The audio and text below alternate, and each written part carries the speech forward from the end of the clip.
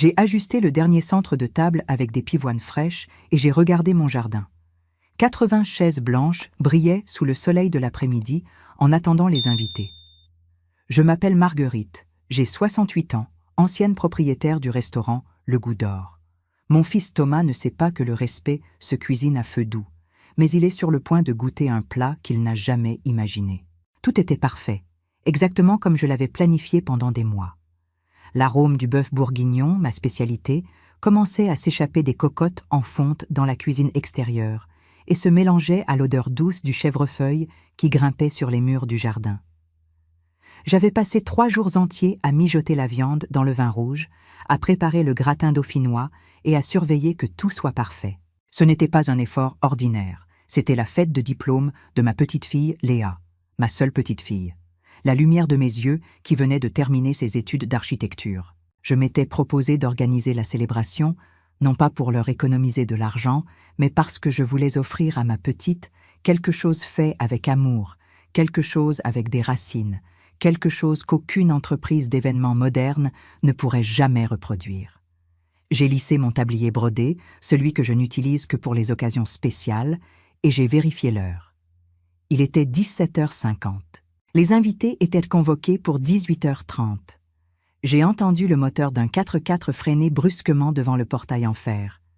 J'ai souri en pensant que peut-être Thomas et sa femme Céline venaient tôt pour m'aider avec les derniers détails. Je me suis séché les mains et j'ai marché vers l'entrée. Mais quand Thomas est descendu du véhicule, je n'ai pas vu de joie sur son visage. Il venait seul. Il avait le front plissé et marchait vite, regardant son téléphone portable comme s'il résolvait une crise mondiale. « Bonjour mon fils », lui ai-je dit en tendant les bras pour le saluer. Thomas s'est arrêté net, esquivant mon étreinte avec un mouvement rapide.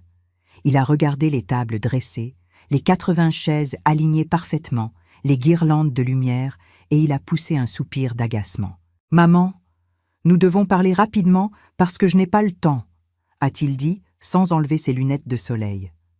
J'ai senti un froid soudain dans l'estomac. « Qu'est-ce qui se passe, mon fils ?» ai-je demandé en portant la main à ma poitrine. « Écoute, maman, nous avons bien réfléchi et nous avons décidé de faire la fête ailleurs. » Je suis resté immobile. « Comment ça ailleurs ?» ai-je murmuré en montrant les tables. « Thomas, les invités arrivent dans 40 minutes. La nourriture est prête. Le bœuf bourguignon, le gratin, les haricots blancs au confit que ta fille adore tant. Tout est ici. » Thomas a enlevé ses lunettes et m'a regardé avec cette expression de condescendance. « Maman, s'il te plaît, Céline a obtenu une réservation de dernière minute au Sky Lounge, dans le nouveau quartier de la ville. C'est un endroit minimaliste, avec air conditionné, des canapés de sushi et ce genre de choses. C'est ce qui se fait maintenant.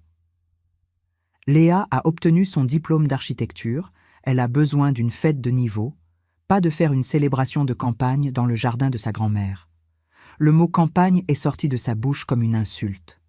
Mais mon fils, ai-je essayé de garder la voix ferme. J'ai déjà invité tes oncles, les amis proches, les voisins qui ont vu grandir Léa.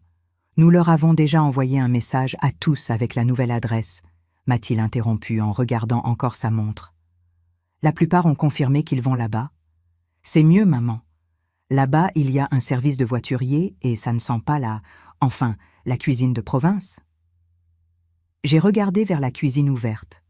La vapeur du bœuf bourguignon continuait à monter. « Et qu'est-ce que je fais avec tout ça ?» ai-je demandé, en montrant la nourriture pour 80 personnes. « Qu'est-ce que je fais avec les 80 chaises vides, Thomas ?»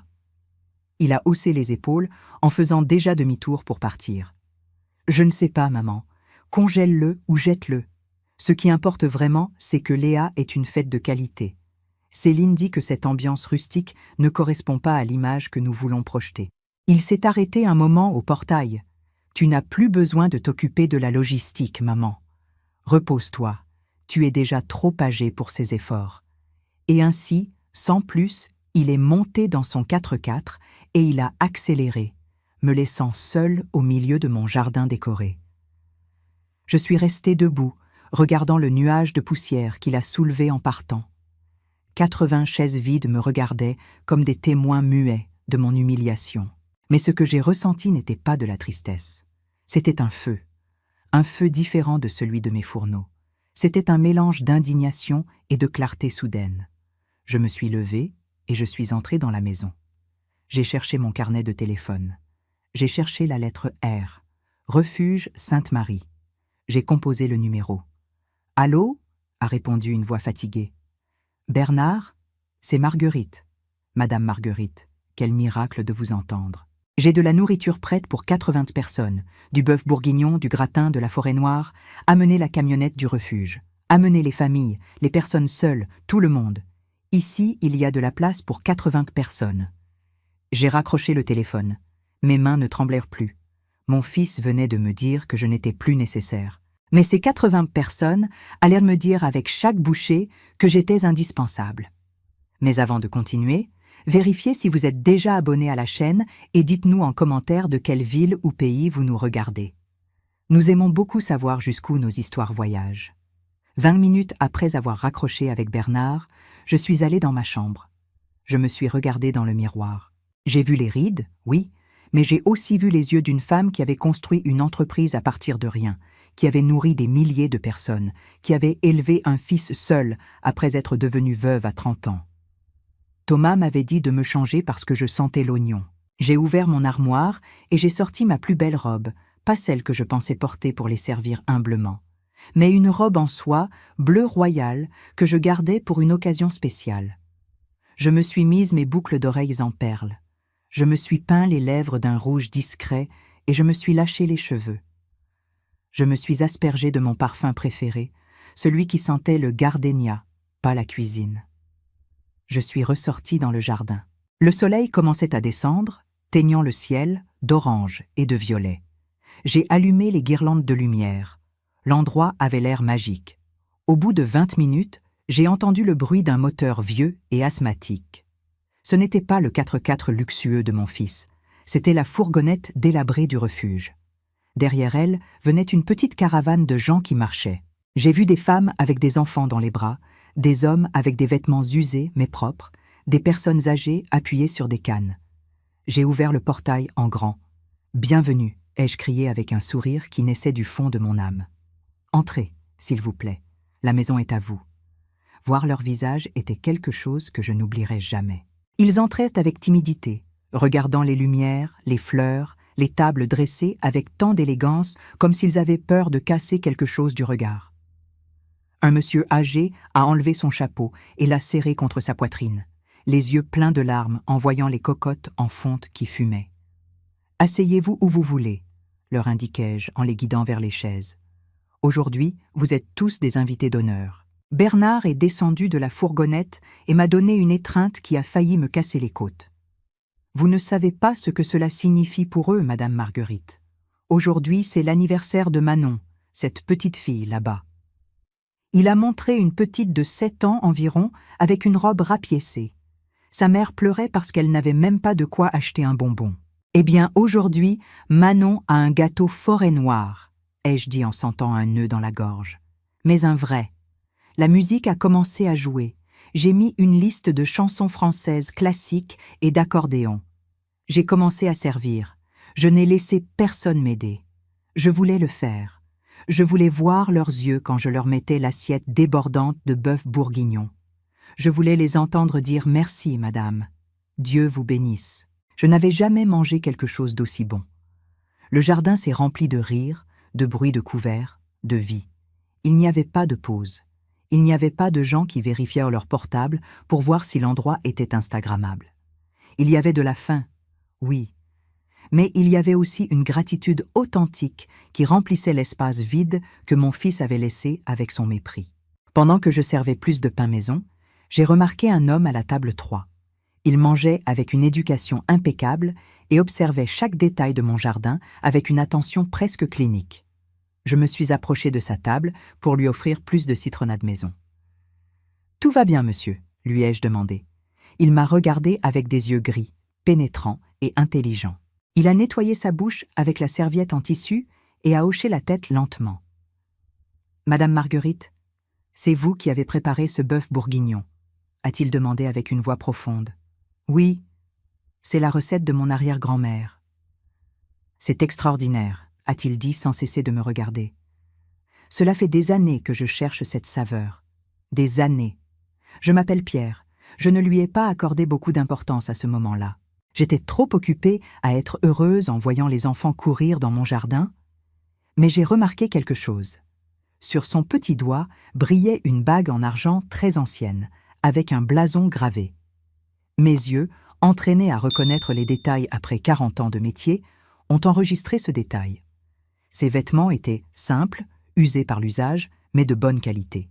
Ses bottes étaient vieilles, mais en cuir véritable. La nuit est tombée, et la fête battait son plein. Soudain, j'ai vu les lumières d'une voiture connue s'approcher du portail. C'était le 4x4 de Thomas. Il revenait. Je me suis levée lentement, j'ai lissé ma robe de soie bleue, et j'ai marché vers l'entrée. Derrière moi, des personnes riaient et mangeaient. Devant moi, mon fils descendait de la voiture. Sa tête, en voyant mon jardin rempli d'inconnus, en voyant la joie débordante dans l'endroit qu'il avait méprisé, était un poème. « Maman !» a-t-il crié, en ignorant complètement qu'il y avait 80 personnes présentes. « Mais qu'est-ce que c'est que ça? Tu es devenue folle. Tu as transformé la maison en une cantine de charité. » Il a marché à grandes enjambées vers moi, sans se soucier de piétiner le gazon fraîchement coupé avec ses chaussures italiennes. « Bonsoir, Thomas », ai-je dit avec un calme qui m'a surprise moi-même. « Je pensais que tu profitais de l'air conditionné et des canapés de sushi.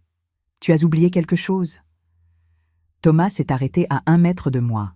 Je viens chercher l'enveloppe, le cadeau de diplôme de Léa. Céline m'a dit que tu l'avais sûrement préparé. Il a regardé avec dégoût vers la table où était assis Pierre. Fais-moi le plaisir de renvoyer ces gens avant qu'ils ne nous transmettent quelque chose. L'enveloppe est dans ma chambre, lui ai-je dit. Mais je ne vais pas la chercher maintenant. Je m'occupe de mes invités. Si tu veux le cadeau, tu devras attendre. Ou mieux encore, pourquoi tu ne t'assieds pas un moment? Il y a de la nourriture en abondance. Jamais de la vie je ne goûte cette graisse, a-t-il craché. J'attendrai ici, mais dépêche-toi. Je suis allé chercher l'enveloppe. À l'intérieur, il n'y avait pas d'argent. Seulement un mot. Je la lui ai tendue. Thomas l'a prise et l'a mise dans sa poche sans la vérifier. Grosse erreur. Il est parti sans dire au revoir. Pierre et moi nous sommes regardés. Le vrai spectacle venait juste de commencer. Mon téléphone a vibré dans ma poche à peine 20 minutes après le départ de Thomas. C'était lui. J'ai laissé sonner 1, 2, 3 fois. Je l'ai imaginé au Sky Lounge, entouré de gens bien habillés, ouvrant l'enveloppe discrètement sous la table. J'ai répondu à la 4e sonnerie en mettant le haut-parleur pendant que je commençais à laver une cocotte. « Qu'est-ce que ça veut dire, maman ?» a hurlé Thomas. Le cri a presque fait exploser le haut-parleur du téléphone. L'enveloppe est vide. Il n'y a qu'un papier stupide. « Ce n'est pas un papier stupide, mon fils, » ai-je répondu avec un calme qui contrastait avec son hystérie. C'est un conseil, et les conseils d'une mère valent plus que l'or, même si tu as oublié comment les écouter. « Arrête avec tes philosophies bon marché, a-t-il rugi. J'ai besoin de l'argent, maman. L'addition ici va être énorme. Céline va me tuer. Je lui ai dit que tu couvrais le cadeau de Léa. Tu m'as fait passer pour un idiot. L'argent est en sécurité sur mon compte bancaire, Thomas. Il va y rester jusqu'à ce que Léa en ait vraiment besoin pour quelque chose de sérieux, pas pour impressionner des gens qu'elle ne connaît même pas. Tu es rancunière, vindicative. Demain, je vais aller à la. Demain, c'est lundi, Thomas, l'ai-je interrompu. Demain, les gens qui travaillent se lèvent tôt. Je te suggère de profiter de ta fête de qualité. Et fais attention à ce que tu manges, que le sushi ne te reste pas sur l'estomac. J'ai raccroché. Je ne lui ai pas donné l'occasion de répliquer. Je suis ressortie dans le jardin. La fête continuait. Pierre s'est levé de sa chaise et s'est approché de moi. « Madame Marguerite, mon téléphone est mort depuis des heures et ma voiture est toujours en panne sur la route. Pourrais-je emprunter votre portable pour passer un appel? Je dois demander qu'on vienne me chercher. » « Bien sûr, monsieur Pierre, » lui ai-je tendu mon téléphone. Il a composé un numéro avec des gestes lents et précis. « Allô, Charlotte, c'est Pierre Valmont. J'ai besoin que tu envoies la voiture me chercher. » Mon cœur a fait un bond. Valmont. Pierre Valmont, le fondateur de Valmont et Associés, le cabinet d'architecture le plus prestigieux de Toulouse, l'homme qui avait conçu la moitié des bâtiments modernes de la ville et qui, après la mort de sa femme, avait disparu de la vie publique. Je vous envoie l'adresse, a continué Pierre au téléphone. Et Charlotte, demain matin à la 1 heure, je veux une réunion avec l'équipe des fournisseurs. Il y a des problèmes de qualité qui doivent être corrigés immédiatement. Il m'a rendu le téléphone avec une révérence légère. Merci, Madame Marguerite. Dans 15 minutes, mon transport sera là. 15 minutes plus tard, devant mon portail, s'est arrêtée une berline noire et brillante qui ressemblait à un vaisseau spatial. Le moteur était si silencieux qu'on n'entendait que le crissement des pneus sur le gravier. La musique s'est arrêtée. Les invités du refuge sont restés bouche bée. Du siège conducteur est descendu un jeune homme impeccablement habillé en costume. Il a fait le tour de la voiture en trottinant et a ouvert la portière arrière. Pierre Valmont s'est levé de sa chaise en plastique, a secoué les miettes de pain de son pullover vieux et a marché vers moi. « Le bœuf bourguignon était exquis, Madame Marguerite », a-t-il dit en prenant ma main et en la baisant avec une galanterie ancienne. Cela faisait des décennies que je n'avais pas mangé avec autant de paix. Demain, je vous enverrai quelqu'un pour récupérer les plats. Je ne veux pas que vous laviez quoi que ce soit d'autre aujourd'hui. Ne vous inquiétez pas, Monsieur Valmont. Ici, nous sommes habitués au travail. Je sais, mais le travail dur mérite récompense et l'arrogance mérite correction. Reposez-vous. Il a marché vers la voiture luxueuse. Le chauffeur a incliné la tête respectueusement. « Bonsoir, architecte », a dit le chauffeur assez fort pour que tout le monde l'entende. Pierre est monté dans la voiture et la portière s'est fermée avec un coup solide. Le véhicule s'est éloigné en glissant dans la rue sombre de mon quartier, laissant derrière lui 80 personnes qui n'en croyaient pas leurs yeux. « Mon Dieu », a murmuré Bernard en s'approchant de moi. « Madame Marguerite, c'était Pierre Valmont. L'architecte Pierre Valmont. » Oui, Bernard. C'était un invité qui avait faim, comme nous tous. La fête a continué encore quelques heures, mais l'atmosphère avait changé. Il y avait une électricité nouvelle, une sensation que dans cette maison, dans ce jardin de quartier, des choses importantes venaient de se passer.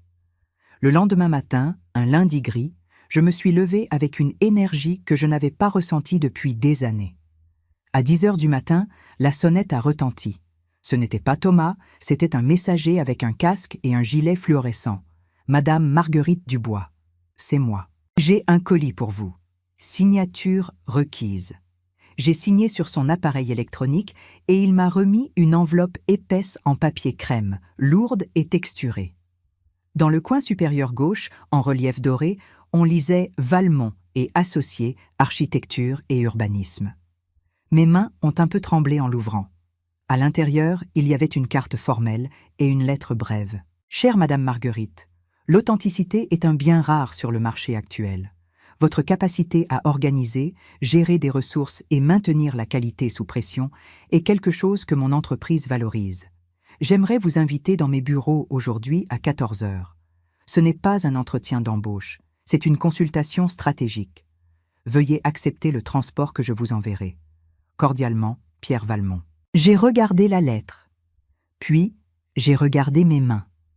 À 13h30 précise, la même voiture noire s'est garée devant ma maison.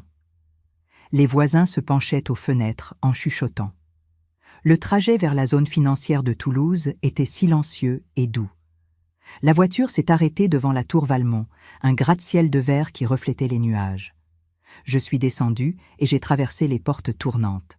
Dans le hall d'attente, assis sur le bord d'un fauteuil en cuir noir, se trouvait Thomas. Mon fils avait l'air terrible. Il avait des cernes marquées, la cravate desserrée, et il transpirait malgré le froid de la climatisation. Quand il m'a vu sortir de l'ascenseur privé, il est resté pétrifié. « Maman » a-t-il demandé avec la voix brisée. « Qu'est-ce que tu fais ici ?» Mon fils venait de comprendre que sa mère n'était plus la petite vieille qu'il croyait connaître. La vraie leçon allait commencer. Thomas s'est levé lentement, comme s'il voyait un fantôme. Il tenait une pochette pleine de documents dans les mains et vérifiait sa montre toutes les 5 secondes. « Maman » a-t-il répété avec la voix cassée. « Que fais-tu ici? S'il te plaît, ne me dis pas que tu es venu demander un travail de ménage ou quelque chose comme ça. Ce n'est pas un endroit pour toi. Je suis en pleine crise terrible. J'ai une réunion, Thomas, ai-je répondu en ajustant mon sac sur mon bras. Et toi? Il s'est passé la main dans les cheveux, désespéré. Il avait besoin de se défouler, et comme toujours, il utilisait sa mère comme poubelle émotionnelle sans penser que je pouvais comprendre. Je ne sais pas ce qui se passe. Ce matin, nous avons reçu un appel de la direction générale de Valmont et Associés. Ils ont dit qu'ils vont auditer tous les contrats de fourniture de la région, spécifiquement ceux que je gère. Ils disent qu'il y a des incohérences de qualité. C'est absurde. Cela fait 5 ans que je gère ce compte. Si je perds ce client, mon entreprise me licencie. Maman, il me licencie. Eh bien, ai-je dit sans montrer de surprise. La qualité est importante, mon fils. Je te l'ai dit hier.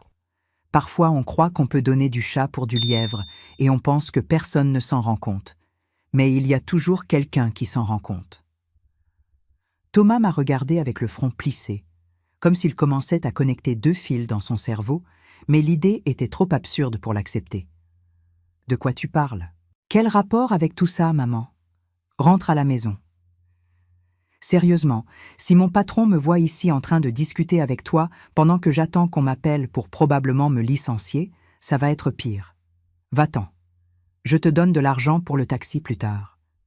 À ce moment-là, une porte double en bois massif s'est ouverte au fond du couloir. Une assistante exécutive est sortie, une femme d'environ 50 ans avec des lunettes et un air sévère. « Monsieur Thomas Mercier », a-t-elle appelé. Thomas a sursauté. « Oui, oui, c'est moi. Et Madame Marguerite Dubois », a continué l'assistante. J'ai levé la main avec élégance. « Présente ». Thomas m'a regardé avec les yeux exorbités. « Quoi? Pourquoi il t'appelle toi aussi? » « Maman, qu'est-ce que tu as fait? Tu es venue te plaindre, tu vas me ruiner. » L'assistante nous a fait un geste pour que nous passions. « L'architecte vous recevra tous les deux maintenant. » Tous les deux.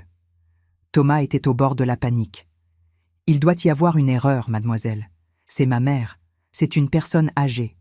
Parfois, elle se confond et... »« Il n'y a aucune erreur, monsieur Mercier, » a dit l'assistante avec froideur.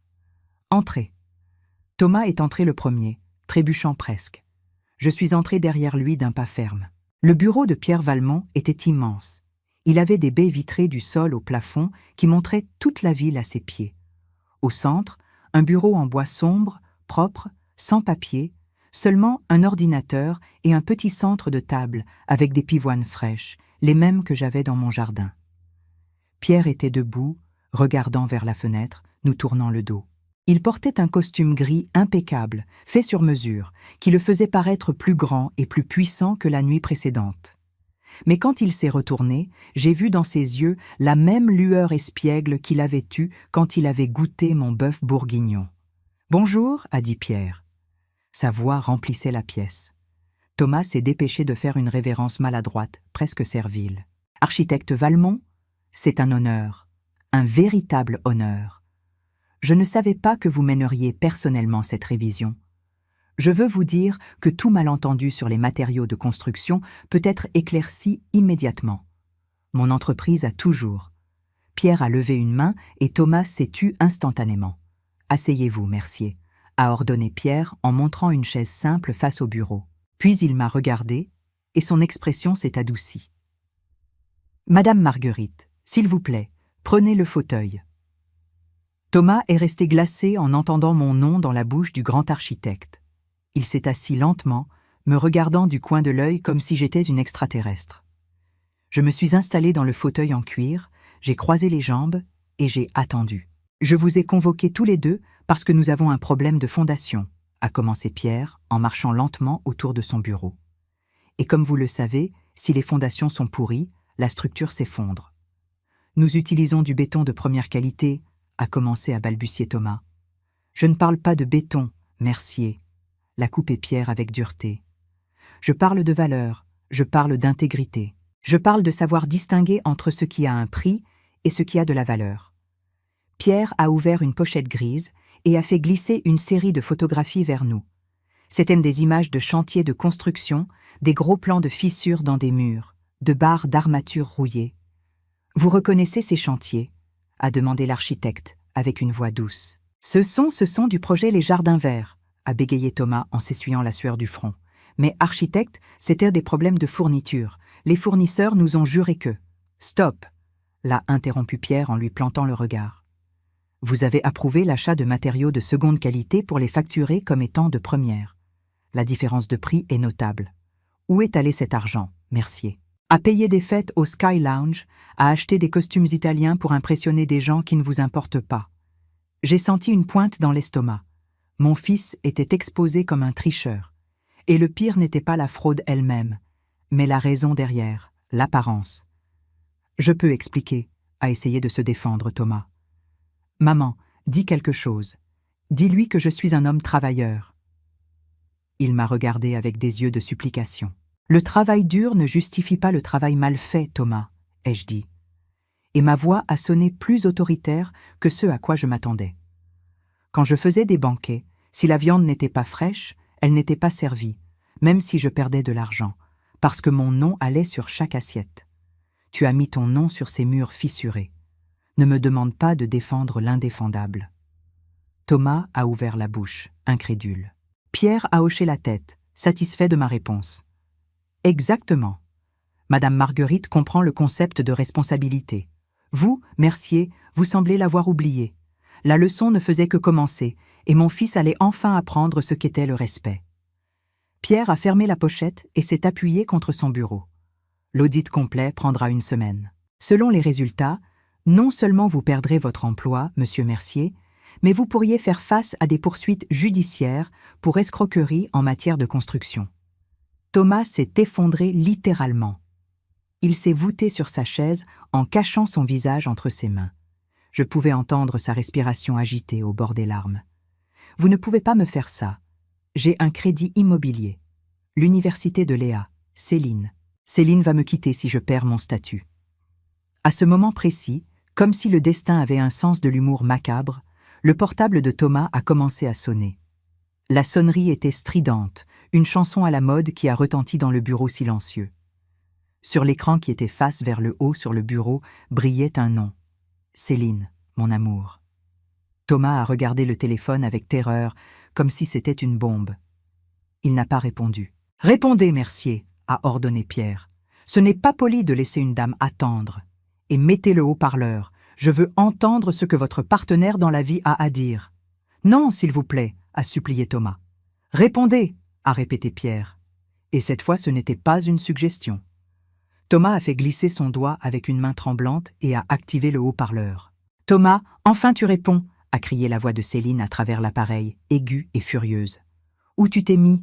Je t'attends dans le hall de l'hôtel pour le brunch d'adieu du diplôme et la carte a été refusée. » Refusée, Thomas. Quelle honte avec les parents du petit ami de Léa. Tu peux m'expliquer pourquoi il n'y a pas de fonds. Et au fait, ta mère ne nous a jamais donné l'enveloppe. Cette vieille radine l'a sûrement dépensée pour ses médicaments ou pour nourrir ses chats. Il faut que tu règles ça. Maintenant. J'ai fermé les yeux un instant. Vieille radine. C'était donc ce que Céline pensait de moi. Tant d'années à garder Léa quand elle avait besoin de temps pour elle-même. Tant de plats envoyés dans des récipients pour qu'elle n'ait pas à cuisiner. Tant de prêts oubliés. Thomas était pâle, regardant le téléphone avec horreur. Puis moi, puis Pierre. « Céline, je suis en réunion, je ne peux pas parler », a-t-il murmuré. « Je me fiche de ta réunion », a-t-elle hurlé. « Je suis en train de passer la honte de ma vie à cause de ton incompétence. Règle ça ou je vais chez mes parents. » Pierre a fait un signe à Thomas pour qu'il coupe l'appel. Thomas a raccroché et le silence est revenu. Mais maintenant il était chargé d'une vérité insupportable. « Voilà », a dit Pierre en marchant vers la fenêtre. « La loyauté que vous avez achetée avec des cartes de crédit et des apparences. Au premier obstacle, il vous abandonne. Et pourtant, hier soir, dans le jardin de votre mère, j'ai vu des gens qui n'avaient rien partagé le peu qu'ils avaient avec un sourire. J'ai vu de la vraie loyauté. » Thomas avait des larmes dans les yeux. « Maman, pardonne-moi, » a-t-il sangloté. « Tu avais raison sur tout. Le pardon se gagne avec des actes, Thomas. Pas avec des larmes, lui ai-je dit. Maintenant, essuie ton visage et comporte-toi comme un adulte. Nous sommes dans une réunion d'affaires. » Pierre s'est retourné et est revenu à son bureau. Son expression a changé. Il n'était plus le bourreau. Maintenant, il était le stratège. Bien, passons au deuxième point de l'ordre du jour. la raison pour laquelle Madame Marguerite est ici. Comme je l'ai mentionné, nous allons intervenir dans le quartier de Saint-Cyprien. C'est un projet de millions d'euros. Nous n'allons pas seulement restaurer des façades, nous allons reconstruire le tissu social. J'ai besoin de quelqu'un qui coordonne les cantines communautaires, qui gère les programmes de formation pour les femmes et qui soit le lien direct entre l'entreprise de construction et les voisins. Pierre a sorti un autre document, beaucoup plus élégant, relié en bleu. Il l'a fait glisser vers moi.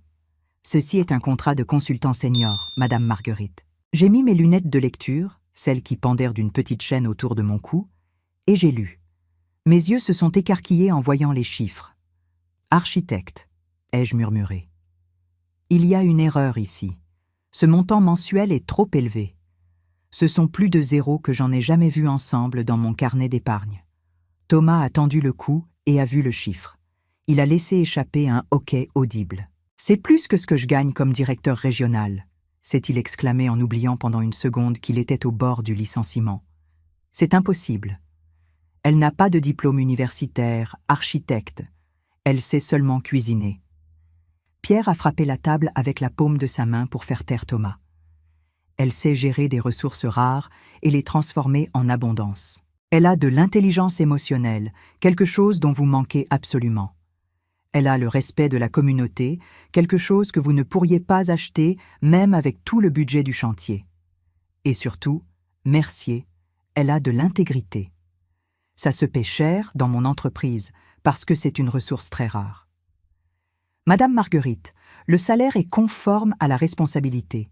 Vous aurez un droit de veto sur les fournisseurs locaux. Vous déciderez quels entrepreneurs entrent dans le quartier et lesquels non. Vous serez mes yeux et mes oreilles sur le terrain. Acceptez-vous le défi? J'ai regardé le contrat. Puis j'ai regardé mes mains. Toute ma vie, on m'avait dit que ma place était dans la cuisine, que mon travail était d'aider, que ma contribution était invisible. Et maintenant, à 68 ans, un homme visionnaire me donnait la place que j'avais toujours méritée, mais que je n'avais jamais osé réclamer. J'accepte, Monsieur Valmont, mais avec une clause additionnelle. Thomas m'a regardé, épouvanté. Dites-moi. Je veux que la première œuvre de restauration soit le refuge Sainte-Marie. Il a besoin d'un nouveau toit, d'une cuisine industrielle et de sanitaires dignes. Et je veux que les matériaux soient de première qualité. Je vais les superviser moi-même. Marché conclu, a dit Pierre sans hésiter. Considérez-le approuvé. Et une chose de plus, ai-je ajouté en me tournant lentement vers Thomas. J'aurai besoin d'un assistant, quelqu'un qui porte les papiers, qui charge les boîtes, qui aille chercher les cafés et qui apprenne depuis le bas comment on fait bien les choses. Quelqu'un qui a besoin de purger ses péchés d'orgueil. Pierre a arqué un sourcil, amusé. Vous suggérez. Je suggère qu'au lieu de licencier Thomas et de le poursuivre en justice, vous le mettiez à travailler sous ma supervision directe dans le projet du quartier, avec le salaire minimum d'un assistant junior. S'il tient 6 mois et démontre qu'il a appris ce qu'est le respect et l'honnêteté, alors vous reconsidérez lui redonner son poste. Sinon, eh bien, qu'il se débrouille. Thomas était bouche bée. Sa mère venait de lui sauver la peau, mais à un coup qui pour son ego était pire que la mort. « Maman, tu ne peux pas être sérieuse. Comment vais-je être ton assistant? Qu'est-ce que mes amis vont dire? Tes amis du Sky Lounge ne vont plus te répondre au téléphone quand ils sauront que tu n'as plus d'argent. Mon fils, tu as 2 options. La prison pour fraude et le chômage, ou travailler pour ta mère et apprendre à être un homme de bien. À toi de choisir. » Thomas a baissé la tête. Vaincu. « J'accepte, a-t-il murmuré avec la voix cassée. J'accepte d'être votre assistante. » La vraie reconstruction venait juste de commencer. L'odeur de ciment frais et de peinture à l'huile se mélangeait à l'arôme incomparable du café au lait qui bouillait dans le coin du jardin. 6 mois se sont écoulés depuis cette nuit où 80 chaises vides m'ont brisé le cœur. Et aujourd'hui, en regardant la façade rénovée du refuge Sainte-Marie, rebaptisé Centre communautaire L'Espérance après sa transformation complète, j'ai l'impression que 10 ans ont passé. Non pas à cause de la fatigue, mais à cause de tout ce que nous avons construit. Thomas est passé devant moi en portant 2 seaux d'imperméabilisant, la chemise trempée de sueur et les bottes pleines de poussière. Il ne marche plus comme si le sol ne le méritait pas. Maintenant il marche fort, avec l'assurance de celui qui sait ce que coûte élever un mur brique par brique. « Attention à cette marche, monsieur Bernard », a dit Thomas à l'un des maçons âgés, en lui tenant le bras pour l'aider à descendre. « Nous ne voulons pas d'accident avant l'inauguration. » Je suis resté à l'observer depuis l'ombre du nouveau toit en tôle galvanisée. Mon fils, l'assistant Mercier, avait perdu 5 kilos et des tonnes d'orgueil. Au début, c'était un enfer. Les premiers jours, il rentrait à la maison avec des ampoules aux mains et l'orgueil blessé. Mais le travail physique a une façon curieuse de nettoyer l'âme. Quand les muscles vous font vraiment mal, vous n'avez pas d'énergie pour prétendre être qui vous n'êtes pas. Pierre s'est approché à mes côtés, impeccable comme toujours, mais maintenant sans cravate, le col de la chemise déboutonné. « Votre assistant s'est avéré plus utile que je ne le pronostiquais, directrice Dubois », a-t-il commenté en regardant Thomas vérifier la liste de matériaux avec le chef de chantier. « Le garçon apprend vite quand on lui enlève la peur de se salir », ai-je répondu en sentant une fierté tiède dans la poitrine. Il n'utilise plus le portable pour se vanter, maintenant il l'utilise pour chercher de meilleurs prix de barres d'armature. Aujourd'hui c'était le jour. Les 6 mois d'épreuve étaient terminés. Le refuge de Bernard n'était plus un endroit triste aux murs dépeints. Maintenant il avait une cuisine industrielle digne d'un hôtel, des dortoirs ventilés et une salle à manger spacieuse avec des tables en bois massif que Thomas lui-même avait aidé à poncer. Et le plus important, il était rempli, non pas de fantômes ni de promesses vides, mais de voisins, de bénévoles et de familles qui avaient maintenant un endroit sûr où arriver. « Maman, je veux dire, directrice », Thomas s'est approché de nous en s'essuyant les mains dans un chiffon. « Les fournisseurs de légumes sont déjà arrivés. J'ai vérifié les caisses. Les tomates sont rouges et fermes. Rien de seconde qualité. Je les ai renvoyés la semaine dernière parce qu'ils voulaient nous prendre pour des idiots, mais aujourd'hui, ils ont apporté le meilleur. Bien fait, ai-je acquiescé en maintenant la formalité du travail. Qu'ils les passent directement à la chambre froide. » Thomas a hoché la tête et était sur le point de partir quand Pierre a levé une main. « Attends un instant, Thomas. » Mon fils s'est arrêté. Il savait quel jour c'était. Il savait qu'aujourd'hui était la fin de sa sentence. Il a enlevé sa casquette et a baissé les yeux en attendant le verdict.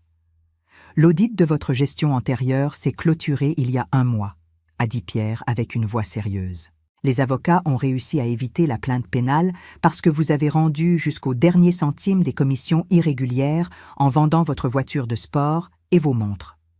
Cela parle bien de vous. Votre période d'épreuve sous la supervision de Madame Marguerite s'est terminée aujourd'hui. Vous avez 2 options.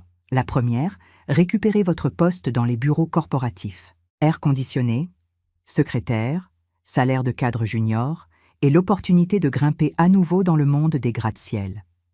Céline serait sûrement heureuse que vous redeveniez un homme de statut. » En entendant le nom de Céline, Thomas a fait une grimace. Cela faisait 4 mois qu'elle l'avait quitté, alléguant qu'elle ne pouvait pas être avec un maçon. Elle était partie avec un avocat spécialisé en divorce qui avait une décapotable rouge. Thomas en avait souffert 1 semaine. Après, je crois qu'il a ressenti le même soulagement qu'on ressent quand on enlève des chaussures qui serrent. Et la deuxième option, a demandé Thomas en levant les yeux, restez ici dans la division de projets sociaux. Le salaire est la moitié de ce que vous gagneriez au corporatif. Le travail est sale, fatigant et souvent ingrat. Mais vous construisez des choses dont les gens ont vraiment besoin, sous le mentorat de la meilleure consultante que j'ai connue. J'ai regardé mon fils. Il y a 6 mois, il n'aurait même pas hésité à courir vers l'air conditionné. Mais l'homme que j'avais devant moi avait des cales aux mains et pour la première fois de la lumière dans les yeux. Thomas a regardé le bâtiment rénové. Il a vu Bernard pleurer de joie pendant qu'il accrochait l'enseigne Bienvenue. Il a vu Léa, ma petite fille, qui était venue aider à servir les tables et qui maintenant regardait son père avec une admiration qu'elle ne lui avait jamais eue quand il ne faisait que lui donner des cartes de crédit. « Je reste », a dit Thomas ferme et sans hésiter. « Je reste ici. Dans la tour de verre, je suis remplaçable. Ici, je sens que mes fondations se solidifient bien. En plus, il me reste encore beaucoup à apprendre de la chef. Il m'a fait un clin d'œil, à moi, à sa mère. Il n'y avait plus de mépris, il y avait de la complicité. L'inauguration a été une fête, mais pas comme celle de ce jour désastreux. Ici, il n'y avait pas 80 chaises vides, il y avait 200 chaises occupées et des gens debout. Il y avait de la musique d'accordéon, il y avait des enfants qui cassaient des pinatas, et il y avait de la nourriture, beaucoup de nourriture. Mais cette fois, je n'ai pas cuisiné seule. J'avais organisé un atelier avec les femmes du refuge. Elles avaient préparé le gratin, les haricots et les sauces sous ma direction. Je me suis seulement chargée du bœuf bourguignon, ma recette secrète, parce qu'il y a des choses qu'on garde encore jalousement. Voir Léa assise à côté de son père en mangeant une tartine de bœuf bourguignon et en riant pendant qu'il lui racontait comment un sac de chaux lui était tombé dessus m'a rempli l'âme. Thomas n'avait plus la voiture de l'année ni l'épouse trophée, mais il avait le respect de sa fille et la paix de sa conscience. Je me suis assise un moment sur un banc à l'écart, observant l'agitation. Pierre s'est assis à mes côtés en m'offrant un verre d'infusion de fruits rouges. « Vous l'avez réussi, Marguerite », a-t-il dit. « Vous n'avez pas seulement élevé le bâtiment, vous avez élevé la famille. » J'ai regardé vers le portail par où avait disparu Thomas il y a 6 mois. Il était parti avec une enveloppe qui n'avait pas d'argent, mais une leçon écrite. Et moi, j'étais restée ici avec 80 personnes et l'homme le plus puissant de la ville, sur le point de cuisiner la vengeance la plus douce de ma vie. À 68 ans, quand le monde me disait qu'il était temps de me retirer pour tricoter dans un coin, j'avais trouvé ma véritable vocation. Ce n'était pas seulement cuisiner, c'était nourrir. Nourrir des estomacs vides, nourrir des âmes brisées et nourrir la dignité de ceux qui avaient été oubliés. La vie ne se termine pas quand les cheveux blancs arrivent. La vie commence quand on arrête de demander la permission pour être qui on est. Si cette histoire a touché votre cœur, répondez ici dans les commentaires. À ma place, qu'auriez-vous fait? N'oubliez pas de regarder la prochaine vidéo qui apparaît sur votre écran. Elle apporte un rebondissement surprenant et émouvant qui vous captivera du début à la fin.